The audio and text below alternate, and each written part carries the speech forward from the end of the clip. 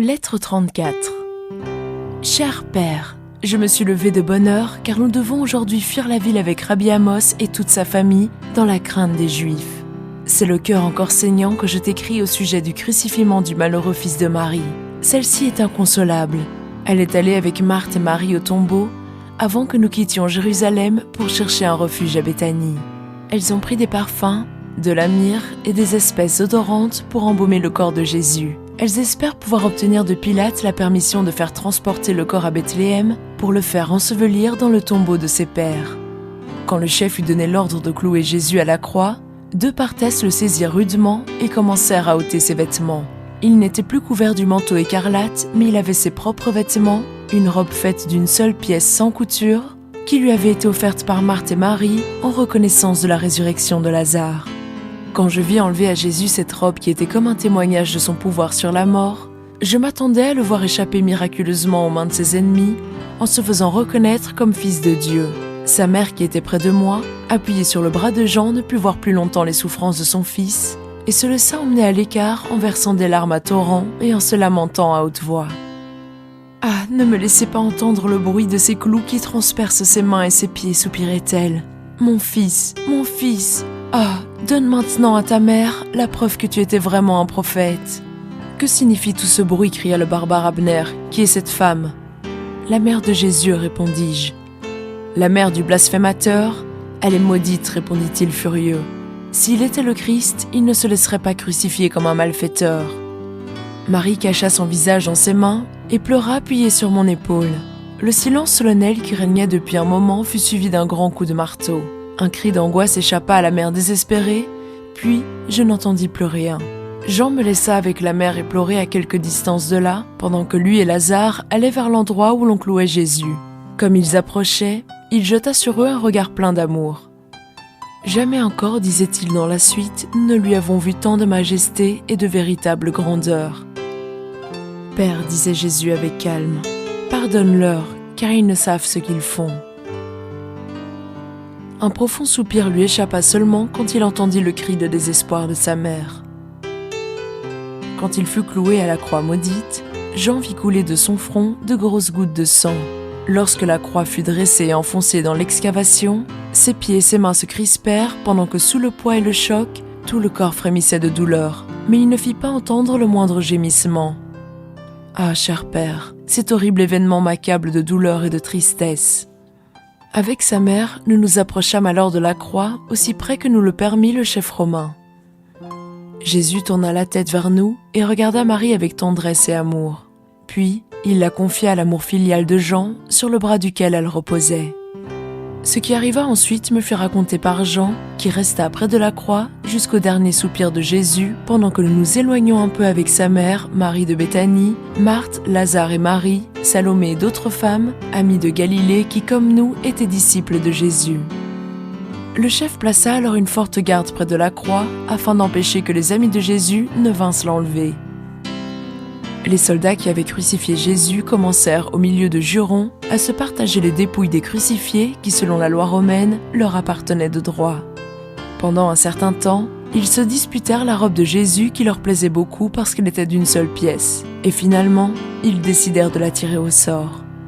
De leurs mains ensanglantées, ils jetèrent les dés, et celui qui eut le chiffre le plus élevé, prenant la robe, la mit sur ses épaules et se promenant de long en large, déclara en riant que lui aussi était sorcier, qu'il allait faire des prodiges et prédire l'avenir. Puis il offrit à ceux qui l'entouraient de leur vendre la robe de Jésus, et Jean la lui acheta en souvenir de lui pour une somme assez considérable. Les femmes donnèrent aux disciples leurs plus beaux ornements, et je lui remis l'anneau garni de topaze que tu avais acheté pour moi au Caire, ne pouvant supporter que la robe de celui que j'aimais encore tombât en pareille main et fut ainsi exposée.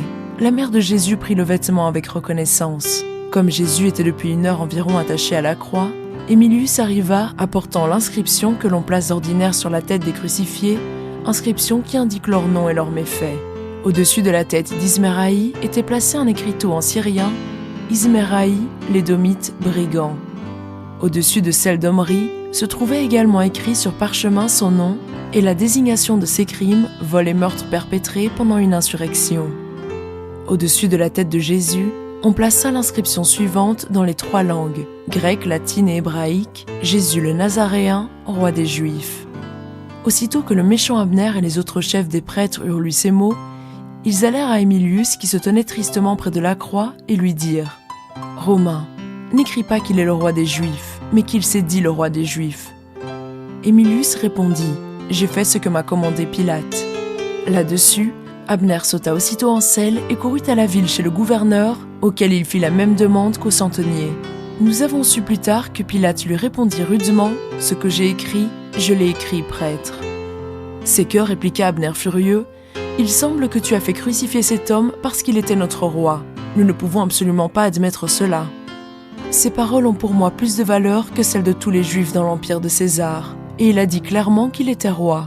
Bien que j'ai signé son arrêt de mort, son sang retombera sur vos têtes, car vous m'avez contraint à ce méfait, et si tu oses encore paraître devant moi par les dieux de Rome, je te fais crucifier, et avec toi 100 des vôtres. » Abner, battu et effrayé, quitta le gouverneur et retourna à la place du crucifiement où les Juifs prenaient plaisir à railler Jésus, invoquant ses miracles passés et lui rappelant ses prédictions.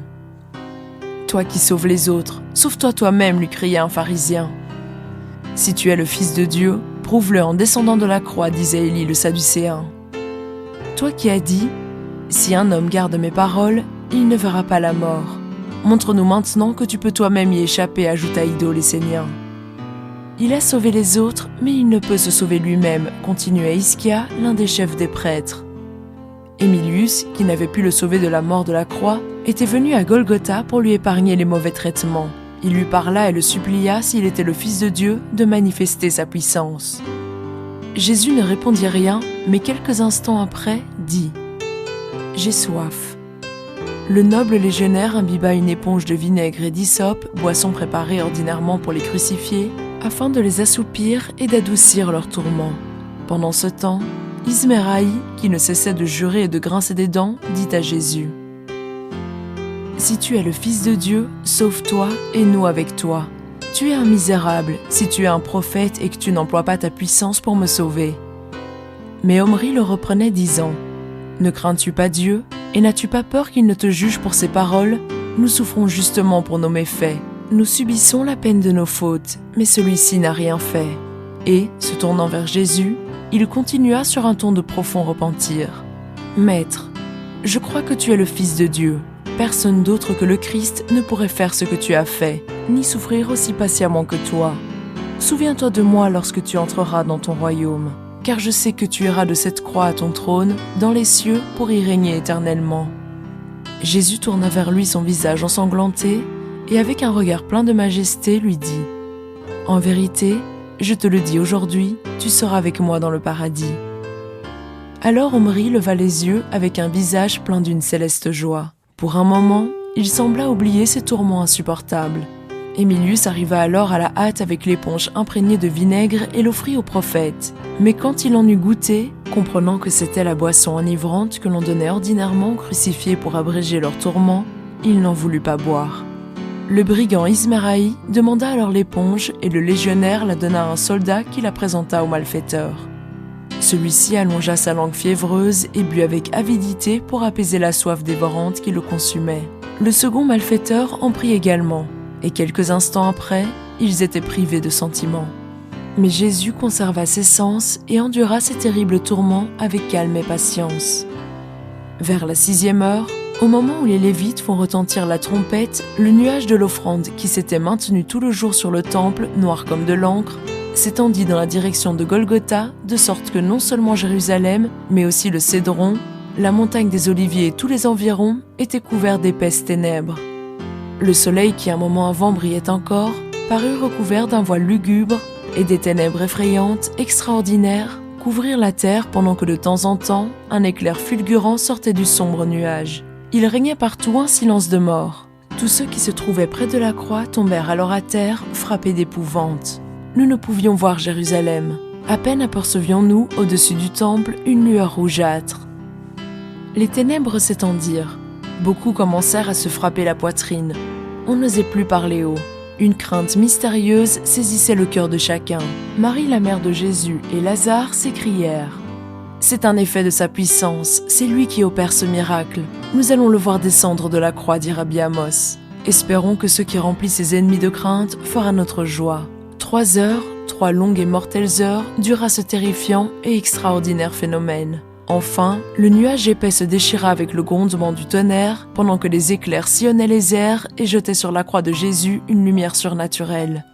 Jésus paraissait très abattu, et la colère du ciel semblait s'acharner contre lui.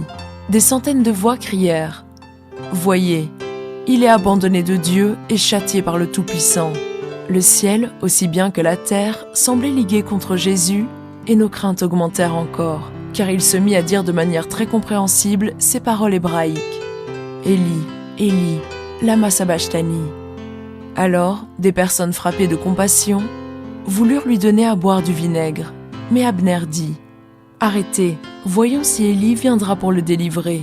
Il appelle Élie le prophète. » Les ténèbres autour de la croix augmentèrent encore d'intensité, et au milieu de l'obscurité, la voix de Jésus se fit entendre de nouveau, disant d'une voix claire et forte « Tout est accompli, Père, je remets mon esprit entre tes mains. » Quand il eut dit ces mots, une lumière surnaturelle sembla l'entourer, et jetant un grand cri, il laissa retomber sa tête sur sa poitrine et rendit l'esprit. Un terrible tremblement de terre se fit alors sentir, si bien que le peuple effrayé s'enfuit, pendant que d'autres tombaient la face contre terre. Les rochers se fendirent, la ville chancela jusqu'en ses fondements. Les tombeaux des rois s'ouvrirent, et bien des corps des saints qui dormaient du sommeil de la mort ressuscitèrent. Peu à peu, les ténèbres diminuèrent, et le peuple commença à se presser du côté de la ville. Le centenier de garde près de la croix dit alors à Émilius « Assurément, c'était un dieu. » « Oui, répondit Émilius, c'était le Fils de Dieu, le Messie des prophètes d'Israël. Toute la nature est en deuil de sa mort. Ta fille affligée, Adina. »